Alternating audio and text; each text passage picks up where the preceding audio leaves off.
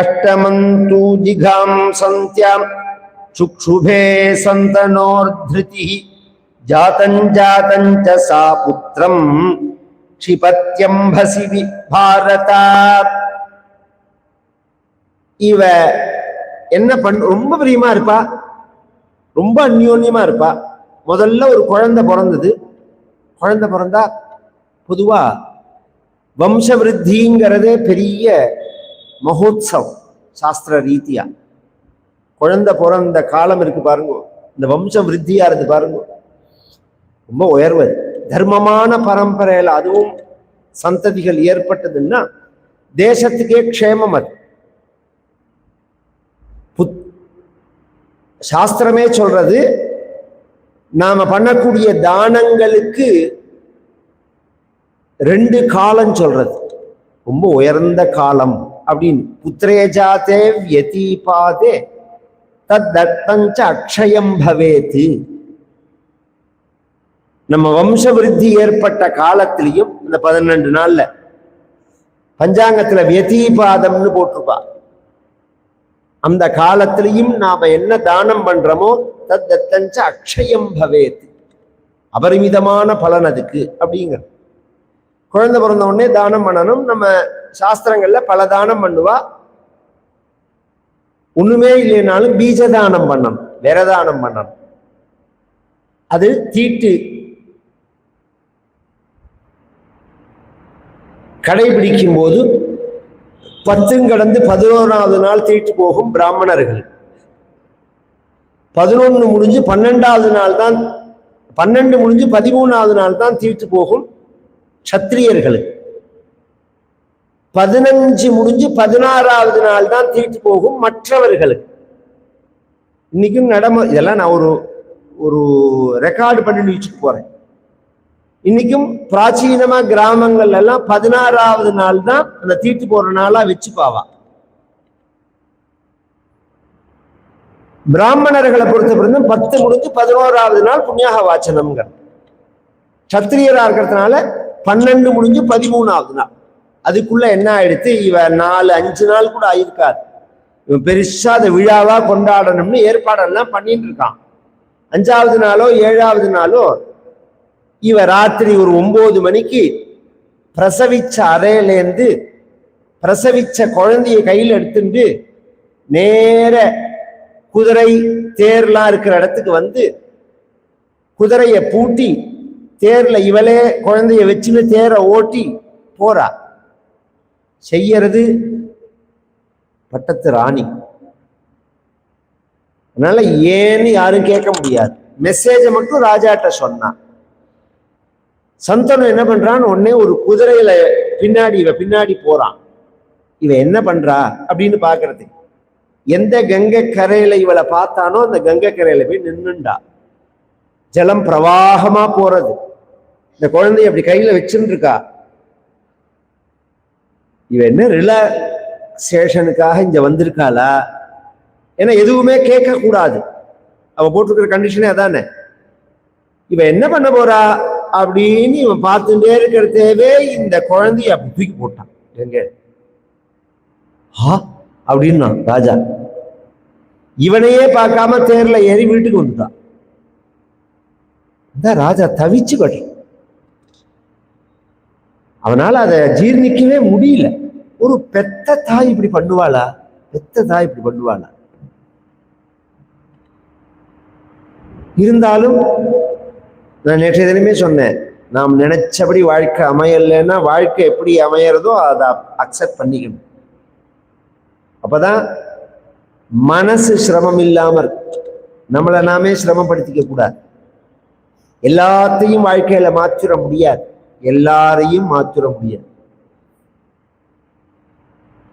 நம்மளை பாதிக்காம நாம எப்படி பண்ணிக்கலாம் வாழ்க்கைய அப்படின்னு தான் யோசனை பண்ணணும். கடமைகள் என்ன உண்டோ அதை செய்யணும். கொஞ்ச நாள் போச்சு, அடுத்த குழந்தை தயாராச்சு. இதுவாது மிஞ்சும்னு நினைக்கிறத அதையும் கொண்டு போட்டுட்டான். இது மாதிரி ஒரு குழந்தை 2 குழந்தை இல்ல 6 குழந்தைய போட்டுட்டான். ஜாதம் ஜாதஞ்ச சா புத்திரம் க்ஷிபத்யம்பசி பாரதா மாவதீ காசி கஸ்யாசி கிம் ஹினஸ்தி சுதாசினி புத்ரக்னி சுமஹாபாபம் மாகார்ஷீத் கர்மனிஷ்டமம் அஸ்யாம் ஜாயேத யः புத்ரः சராஜா பிருத்திவீபதிஹி त्वदूर्ध्वमभिषेक्तव्यो नान्यः कश्चन भारत ततः कदाचित् शोचन्तं शन्तनुं ध्यानमास्थितम् पुत्रो देवव्रतोऽभ्येत्य पितरं वाक्यमब्रवीत्. இது மாதிரி 7வது குழந்தை அவள் பிறந்து போறத ராஜாவும் பின்னாடியே போனா. அவ ஜலத்துல போடுறதுக்கு முன்னாடியே ராஜா முன்னாடி போயிட்டான். அவள்கிட்ட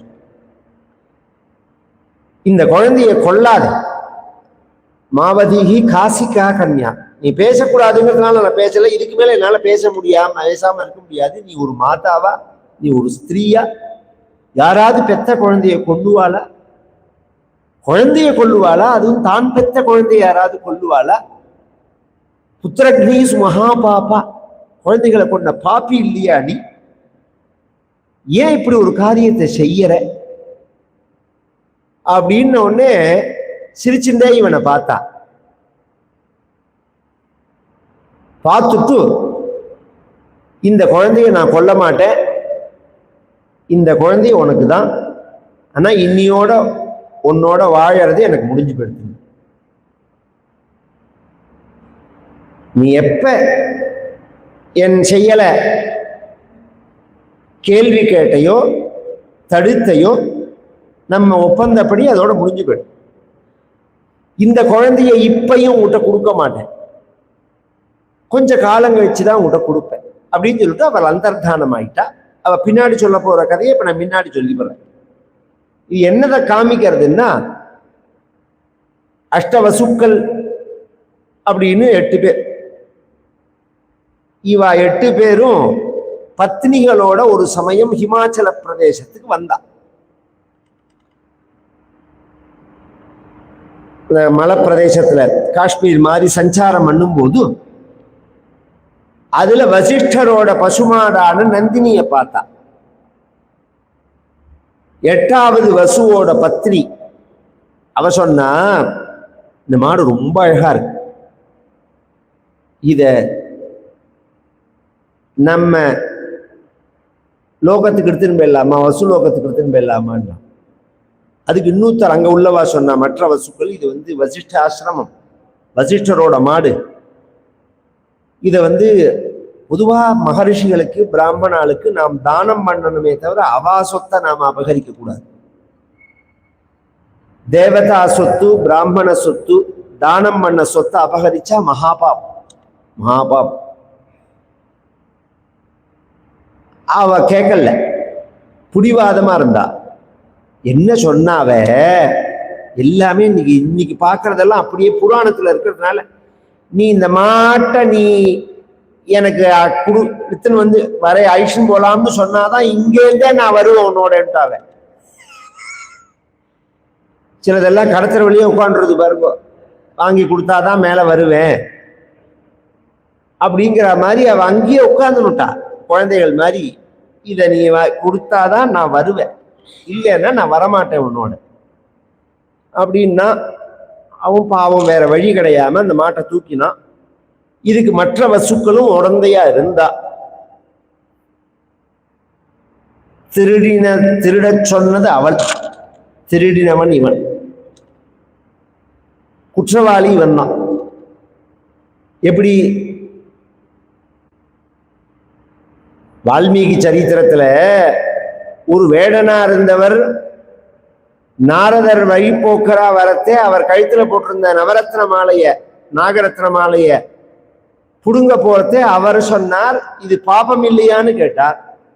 அப்படின்னா என்னன்னு கேட்டான், விஷயத்தெல்லாம் சொன்னார். அப்ப அவன் சொன்னா, இது எனக்கு கிடையாது, என் மனைவிக்காக தான் நான் பண்றேன், அதனால அது அவளுக்கு தான் போகும்னா. அவ ஏத்துக்கிறாளான்னு நீ கேட்டுட்டு சொல்லும், நான் வெயிட் பண்றேன்னார். அவன் மனைவிட்ட கேட்டான். அவ சொன்னா, எனக்கு இந்த பாபம் கிடையாதுன்னா. நீ திருடின பாவம் எனக்கு கிடையாதுன்னா. ஏன் அப்படின்னா, ஒரு மனைவி, ஒரு குழந்தைகள், வயசான அப்பா அம்மா, இவர்களை ரட்சிக்க வேண்டியது ஒரு குடும்ப தலைவனுடைய கடமை. ஒரு குடும்ப தலைவனோட கடமை என்ன? மனுஸ்மிருதி இது. விருத்தௌச்ச மாதா பிதரௌ சதி பாரியா சுத சிசு அப்யகாரிய சதங்கிருத்வா கர்த்தவ்யா மனுரப்ரவீத். விருத்தௌச்ச மாதா பிதரௌ, வயசான அப்பா அம்மா, சதி பாரியா, மகாபதிவிரதையான பத்னி, சுத சிசு, சின்ன குழந்தைகள், இவர்களை ரட்சிக்கணும்.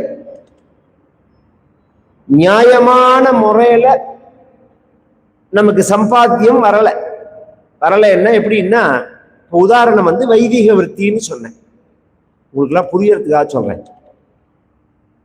ஒரு காலத்துல நம்ம மாத்து வாத்தியார் யாரோ அவரே சிரார்த்தம் சாப்பிடுவார்.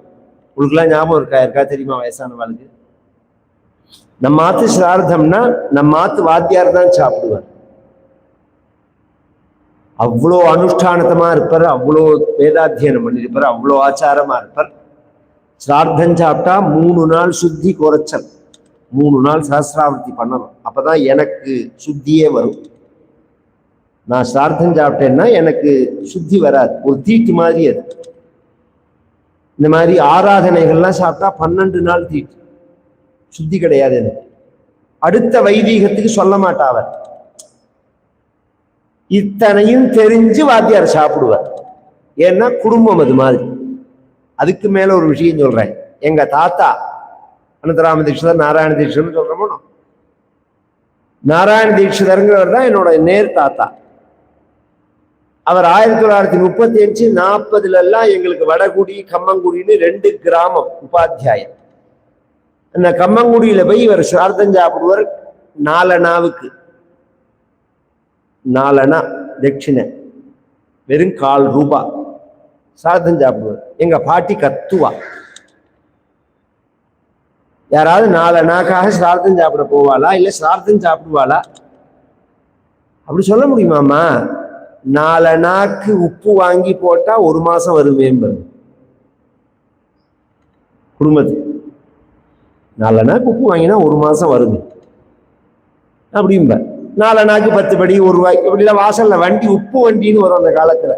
அதையும் யாராவது பார்த்துருக்கீங்களா? கிராமத்துல மாட்டு வண்டியில தான் நேர் உப்பை கொண்டு வந்துவான். அதுல கொண்டு போய் இப்ப நான் இதை சேர்க்கிறேன், அயோடினை சேர்க்கிறேன்னு, சர்வ வியாதிக்கும் அதுதான் காரணமே. அந்த ஒரிஜினல் உப்பை சாப்பிட்டேன்னா வியாதியே வராது. இத்தனை ப்ரெஷர், இத்தனை கிட்னி ஃபெயிலியர், இத்தனை நர்வஸ் ப்ராப்ளத்துக்கு இன்னைக்குமே நாங்கள்லாம் அந்த உப்பை, இந்த அயோடின் உப்பை தொடர்றதே கிடையாது. அதுவும் பொடி சாப்பிடவே கூடாது, உப்புல பொடி சாப்பிடவே கூடாது. கல் உப்பு சமுத்திரத்திலேருந்து வர்றது. அந்த பக்கம் போனா என்னதோ கண்ட உபயோகம் இல்லாத சாமானெல்லாம் வாங்கிட்டு வர மாட்டேல. சமுத்திரக்கரமா ஓரமா போனா, இப்போ தூத்துக்குடி எல்லாம் போனேன்னா உப்பு ஒரு 10 மூட்டை, ஒரு 10 இது வாங்கிட்டு வரலாம், நம்ம கடையிலேயே இருக்கும். நாம அழுக்குன ஒரிஜினல் உப்பா இருந்தா அது ஜலம் விட்டுக்கும், ஜாடியில வைப்பா, அது ஜலம் விட்டுக்கும். இந்த உப்பெல்லாம் எத்தனை நாள் ஆனாலும் அப்படியே ஃப்ரெஷ்ஷா இருக்கு பார்த்தீங்களா? அந்த கெமிக்கலே நமக்கு சத்துரும்.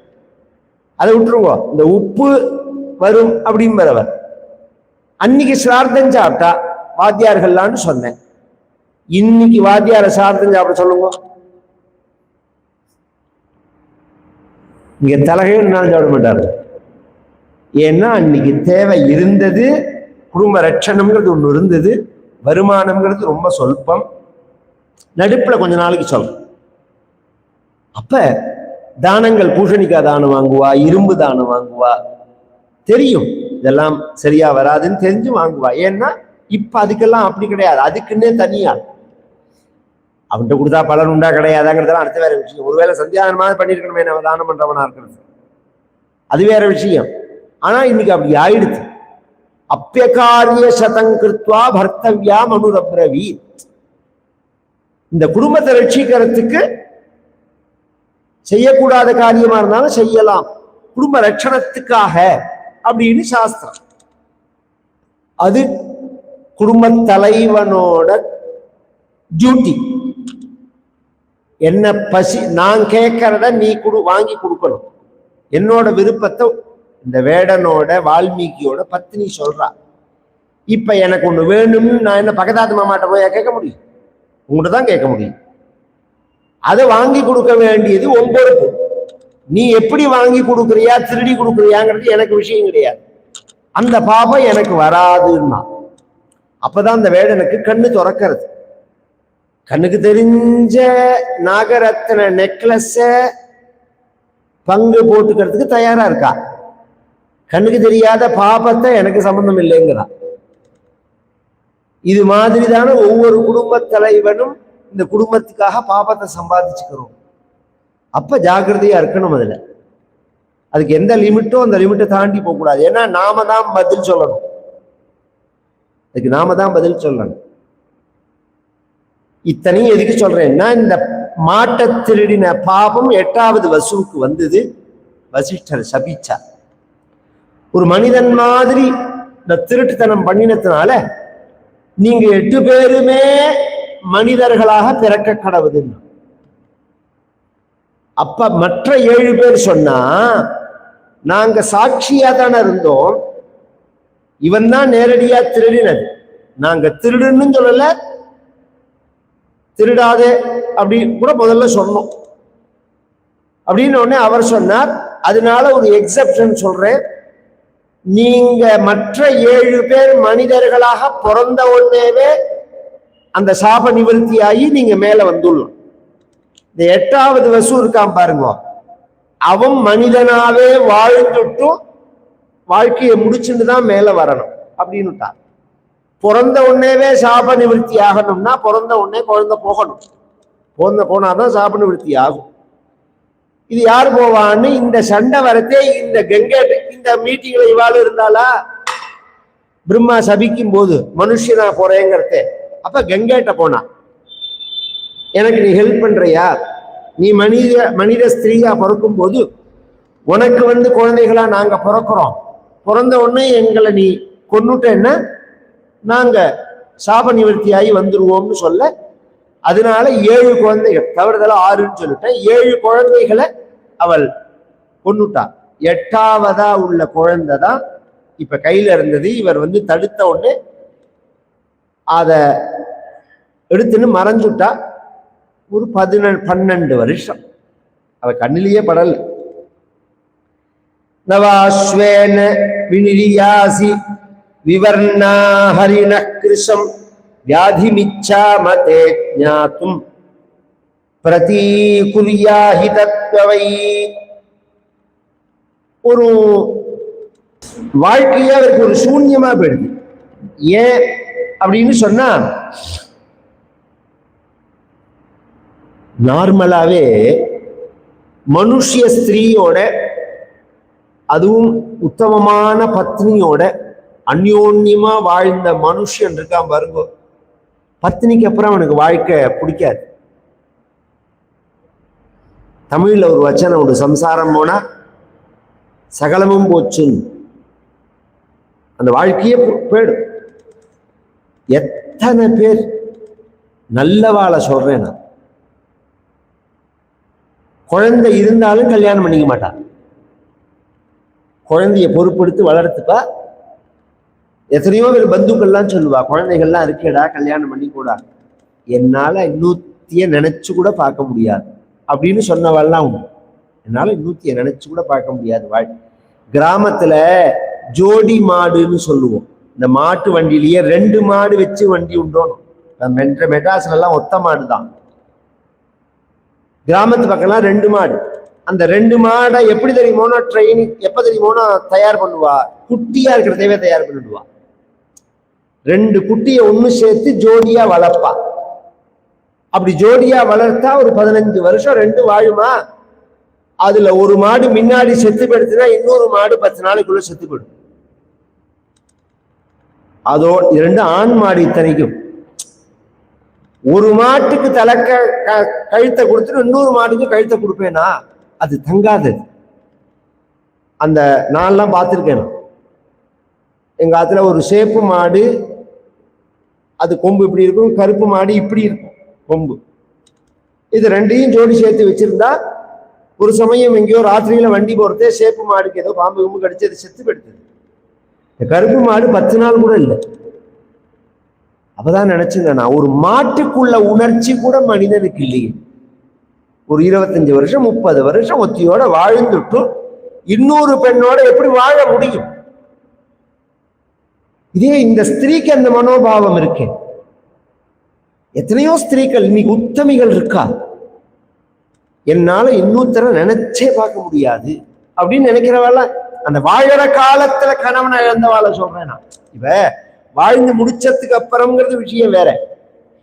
அவளை பத்தி நான் அப்பயே கல்யாணம் பண்ணிக்கலாம், எனக்கு ஒரு துணை வேணுங்கிறான் கேட்டா 2 பேரும் சேர்ந்து ஒரே பல்லாக்குல போறாளா என்ன? என்ன பைத்தியக்காரத்தனமான பேச்சு இது? பிராக்டிகலா இல்லையான்னா பிராக்டிகலா தான் நான் பேசுறேன். நீங்க நினைச்சது யார் காப்பாத்துவான்னு நினைக்கிறீங்களோ அவெல்லாம் யாருமே காப்பாற்ற மாட்டா. அதுக்கு பணத்தை கொடுத்து நம்ம வேலைக்கு வச்சுட்டு போலாம், அது தப்பே கிடையாது. ஒரு தவறான ஒரு உதாரணத்தை வாழ்க்கையில மனிதர்களுக்கு நாம காமிச்சுட்டு வாழக்கூடாது. நாம முன்மாதிரியா இருக்கணும். ஒரு சாதாரண மனுஷ ஸ்திரீயோட வாழ்ந்தாலே ரொம்ப நாள் வாழ முடியாது, மனசு தடுவிக்கும். இவ தேவதா ஸ்திரீ, அதனால ரொம்ப தவிச்சு போனான். தவிச்சு கொஞ்சம் கொஞ்சமா சமாதானம் ஆகி அப்பப்ப விரக்தி ஆகும். எல்லாரும் சொல்லுவா கல்யாணம் பண்ணிக்கோன்னு, அவன் பண்ணிக்க மாட்டான். இவ யார், இவ எதுக்கு வந்தா, என்ன நடந்தது ஒண்ணுமே தெரியாது அவனுக்கு. ஒரு 12 வருஷம் கழிச்சு திரும்பி கங்கையில ஒரு நாளைக்கு இவன் ஒரு அதிசயமான ஒரு காட்சியை பார்த்தான். என்னன்னா, கங்கையானது அணை போட்டு, டேம் டேம் தானே அணைங்கிறது, அது மாதிரி தடுக்கப்பட்டிருந்தது. கங்கைக்கு டேம் போட முடியாது, பாக்கி எல்லா நதிகளுக்கும் டேம் உண்டு. நான் வருஷா வருஷம் கேதார்நாத் போவேன்.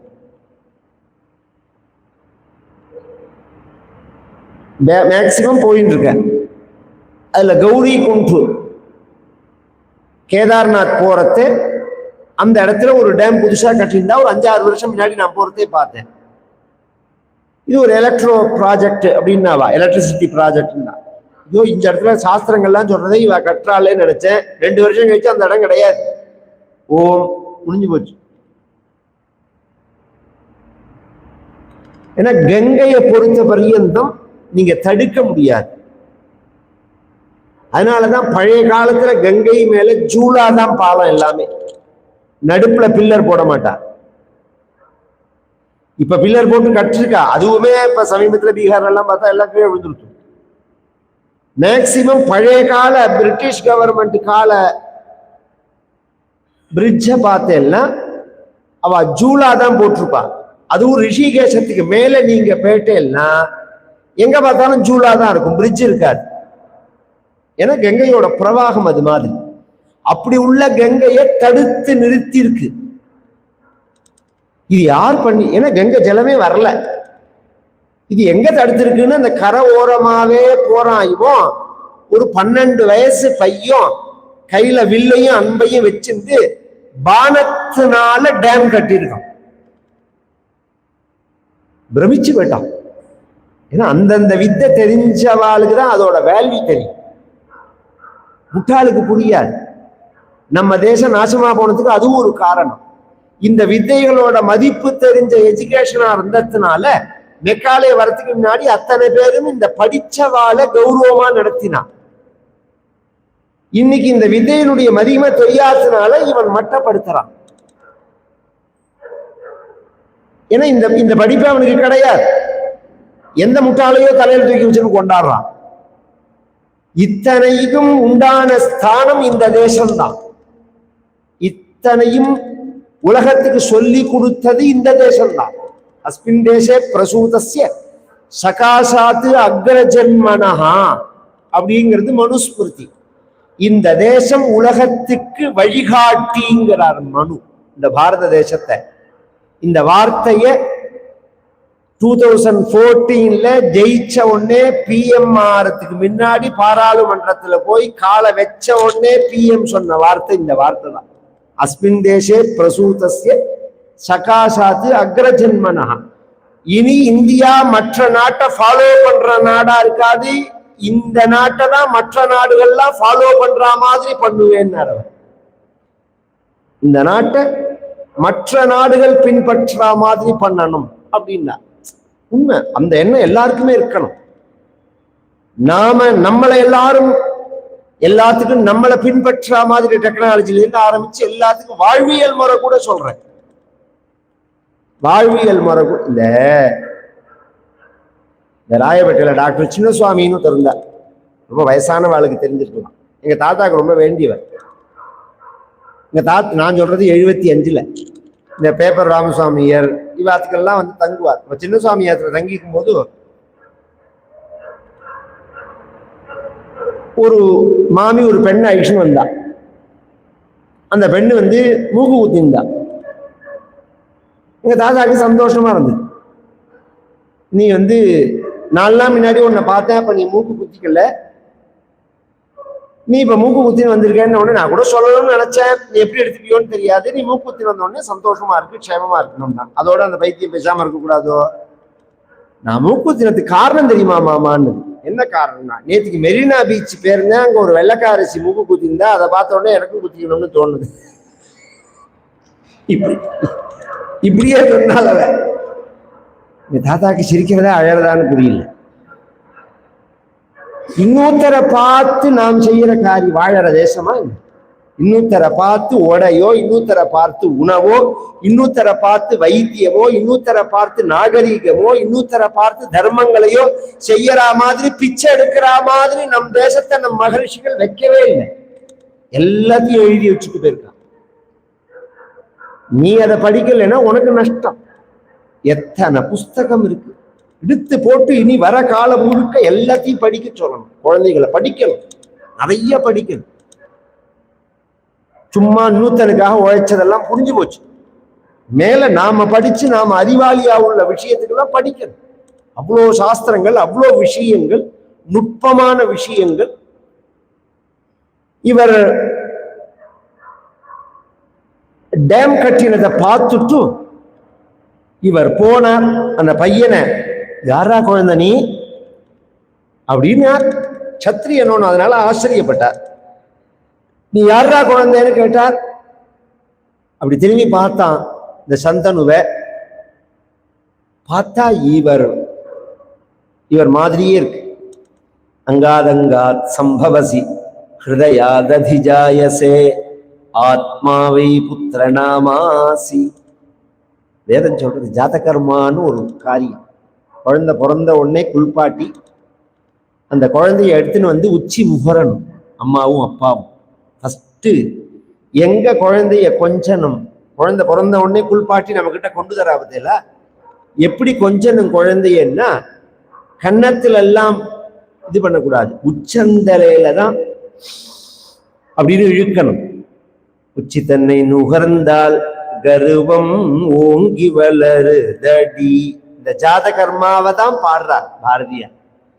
குழந்தைய அப்படிதான் கொஞ்சணும். அப்பதான் நம்ம 2 பேருக்குள்ள கனெக்ஷன் வரும். இந்த குழந்தைக்கு வாழும். இதெல்லாம் ரொம்ப நுட்பமானது. இருந்தாலும் உங்களுக்கு புரியுற மாதிரி சொல்றேன். மிருகங்கள்லாம் குட்டி போடுறது பத்தியில, குட்டி போட்ட கையோட அந்த குழந்தைகளை நக்கும். அது அப்படி நக்காம நீங்க அந்த குட்டியை பிரிச்சுட்டேன்னா, நீங்க கிளீன் பண்ணி அந்த குட்டியை கொண்டு போட்டேன்னா அந்த குட்டியை அதை அக்செப்ட் பண்ணாது. அதோடதுன்னு அது ஏத்துக்காது. இந்த நக்கிறது பாருங்க, அதுலதான் அந்த கனெக்டிவிட்டி ஏற்படும். அது மாதிரி மனுஷனுக்கு சொல்லும் போது உச்சி தன்னை, இன்னைக்கு பிள்ளைக்கும் அப்பாவுக்கும் சம்பந்தமே கிடையாது, கனெக்டிவிட்டியே கிடையாது, பாசமும் கிடையாது, வேஷமும் கிடையாது, எதுவுமே கிடையாது. தொடச்சு விட்டா மாதிரி குழந்தைகள் இருக்கு. ஏன்? இதான் காரணம். அன்னைக்கு 10-15 குழந்தைய பெற்றாலும் ஒன்னொன்னும் உசுரா இருக்கும் அப்பா அம்மாட்ட. என்ன காரணம்னா, அவ இந்த அளவுக்கு பொருளாதார ரீதியா சப்போர்ட் பண்ணலைன்னாலும் இந்த மாதிரி இந்த எது கரெக்டான விஷயமோ அதை கரெக்டா செஞ்சாவா அந்த குழந்தைய கொஞ்சனும். அப்ப சொல்றது மந்திரம், அங்காதங்காத் சம்பவசி ஹிருதயாததிஜாயசே ஆத்மாவி புத்திரநாமாசி. ஒரு அப்பா அம்மா எப்படி வேணாலும் வச்சுக்கோங்க, அவர்களுடைய ஒவ்வொரு அங்கத்திலேருந்தும் எடுத்து இந்த குழந்தை தயார் பண்ணப்பட்டது. கண்ணுக்கு தெரியாத அணுல இத்தனையும் வச்சிருக்கான் பகவான். கண்ணு அதே மாதிரி, உதடு அதே மாதிரி, மூக்கு அதே மாதிரி, தலை அதே மாதிரி. இதெல்லாம் கூட ஆச்சரியம் இல்லை. 40 வயசுல அப்பாவுக்கு முன்னாடி சொட்ட விழும்னா வயலுக்கு உயருது. ஜெனட்டிக்கா இதெல்லாம் எங்க என்ன நினைச்சு பார்க்க முடியுமா சயின்ஸ்ல இந்த விஷயத்தெல்லாம்? இது என்னன்னு வேணா நீங்க ரிசர்ச் பண்ணலாம். இத படைச்சவனோட சக்தி எப்பேற்பட்டதா இருக்கும். அந்த குழந்தைய பார்த்த உடனேவே தன் குழந்தைங்கிற அந்த கனெக்டிவிட்டி ஏற்படுறது சந்தனுக்கும். மறைஞ்சு போயிட்டான். மறைஞ்சு போனா 5 நிமிஷம் இவர் திகைச்சு போயிட்டார். 5 நிமிஷம் கழிச்சு அந்த ஒரு பெண்ணு அந்த குழந்தைய அழிச்சுன்னு வரா. யார்? இவரோட வாழ்ந்த பெண். வாழ்ந்தவள் இந்த குழந்தைய கொண்டு வந்து இவர் கையில கொடுத்து, ததக்கதாச்சித் சோசந்தம் சந்தனும் தியானமாஸ்திதம் புத்ரோ தேவவ்ரதோ ஏதி பிதரம் வாக்கியம் அப்ரவீதி. ராஜன்னார், இது உன்னோட புத்திரன் தான். இவனுக்கு தேவவ்ரதன்னு பேர். பீஷ்மரோட ஒரிஜினல் பெயர் என்ன? தேவவ்ரதன் அப்படின்னு பெயர். இவனை ஏன் உங்ககிட்ட நான் பிறந்த உடனே கொடுக்கலன்னா, இவனை நான் தயார் பண்ணணும். இவன் பரசுராமர்கிட்ட தயாரானவன். அஸ்திர சஸ்திரங்கள்ல பரசுராமர் தான் டாப். அந்த காலத்துல பரசுராமர்கிட்ட தான் விஸ்வாமித்திரரும் கத்துக்கிறாருன்னு வச்சுக்கோங்க, அது வேற விஷயம். பரசுராமர் தான் டாப். அதனால பரசுராம இந்த இன்னொன்னு சொல்லுவேன்னா, இந்த மகாபாரதத்துல வர அத்தனை பேரும் பரசுராம சிஷ்யா. சண்டை போடுறவா இந்த சைடும் சரி அந்த சைடும் சரி. இந்த சைடு சண்டை போடுற இவருக்கு அமெரிக்கா நமக்கும் ஆயுதத்தை கொடுக்குறான், பாகிஸ்தானுக்கும் ஆயுதத்தை கொடுக்குறானோ அது மாதிரி. இந்த சைடு சண்டை போடுறவாளும் பரசுராம சிஷ்யாதான், அந்த சைடு சண்டை போடுறவாளும் பரசுராம சிஷ்யாதான். எல்லாரையும் தயார் பண்ணவர் பரசுராமர் தான். இவர் பரசுராமர்கிட்ட தயாரானவர் அப்படின்னு சொல்லி பொறுப்பு அவர் கையில ஒப்படைக்க, அவனை கட்டிண்டு, இதுதான் விஷயம், இந்த சாபத்துக்காக தான் நான் வந்தேன், 7 குழந்தைகளை கொன்னதுக்கு இதான் காரணம், உன்னோட வாழ்ந்த காலத்தை நான் மறக்க மாட்டேன், இந்த குழந்தைய நன்னா வளர்த்திருக்க, இவனோட நீ சௌக்கியமா இரு அப்படின்னு சொல்லிட்டு மறைஞ்சு போயிட்டான். இப்ப 2 விஷயம். ஒண்ணு இத்தனை நாளா விடை தெரியாத ஒரு விஷயத்துக்கு விடை தெரிஞ்சு. இவ யாரு, இவ எங்க வந்தா, எதுக்கு நம்மளோட குடும்பம் நடத்தினா, எதுக்கு இந்த குழந்தைகளை கொண்டா, இவ எங்க போனா, இந்த குழந்தை என்ன ஆச்சு, எதுவுமே புரியாம இருந்ததுக்கு ஒரு ரிசல்ட், ஒரு விடை தெரிஞ்சது. அது ஒரு ரிலீஃப். 2வது ரிலீஃப், பிள்ளைய கையில கொடுத்துட்டான். கொடுத்தான்னு உடனே பழைய உற்சாகம் வந்துருச்சு சந்தனுக்கு. பழைய உற்சாகத்தோட ராஜ்ய காரியங்கள்லாம் ஈடுபட ஆரம்பிச்சார். வேட்டையாடெல்லாம் போனார், அலங்காரங்கள்லாம் பண்ணிக்க ஆரம்பிச்சார். ஒரு நாளைக்கு இவர் வேட்டையாட போறது ஒரு சுகந்தம் வந்தது, ஒரு வாசனை வந்தது. இது நாள் பிறந்தும் அப்படி ஒரு வாசனைய உங்களுக்கு டவுன்ல வாழற வாழ்க்கை நான் சொல்றது புரியாது. கிராமத்துல உள்ள வாழை கேட்டெல்லாம், நான் இப்ப என்ன கேட்டா, நான் நடந்து போனா மரங்கள் பூத்திருக்கு பத்தியல, காட்டு மல்லி பூத்திருக்கும், பவழமல்லி பூத்திருக்கும், நுணா மரம் பூத்திருக்கும், இழுப்ப மரம் பூத்திருக்கும். இந்த வாசனை எல்லாம் தனித்தனியா பிரிச்சு தெரியும். இது நுணா பூ அவ்வளோ வாசனையா இருக்கும். அந்த வாசனை எல்லாம் சென்டே கிடையாது. இழுப்ப பூ அவ்வளோ வாசனையா இருக்கும். இழுப்ப மரம்னு ஒண்ணு, இதெல்லாம் காட்டுல நிறைய இருக்கும் வாசனை உள்ள புஷ்பங்கள். அந்த வாசனைகளை பிரிச்சு பார்க்கறது. இவன் அது மாதிரி சக்தி உள்ளவன். அதனால சொல்ல வர, இந்த வாசனை அப்படி இல்லை. இத்தனை நாளா இப்படி ஒரு வாசனைய அவன் ஸ்மெல் பண்ணதே கிடையாது. இது என்ன இவ்வளவு வாசனையா இருக்கேன்னு அந்த வாசனைய கிட்ட நெருங்க போய் பார்த்தா ஒரு பெண்ணு இருக்கா, ஒரு வேடுவ பெண்ணு. யாருன்னா அவதான் சத்தியவதி. பராசர பகவானுடைய அனுகிரகத்தினால யோஜன கிரந்திங்கிற பெயர்ல இருக்கா. முதல்ல அவளுக்கு முத நாள் 2வது நாள் நடந்த கதை. முதல்ல அவளுக்கு மத்ஸ்ய கந்தின்னு பேரு. மீன் வயத்திலேருந்து வந்ததுனால மீனோட ஸ்மெல் இருக்கும் அவ உடம்புல.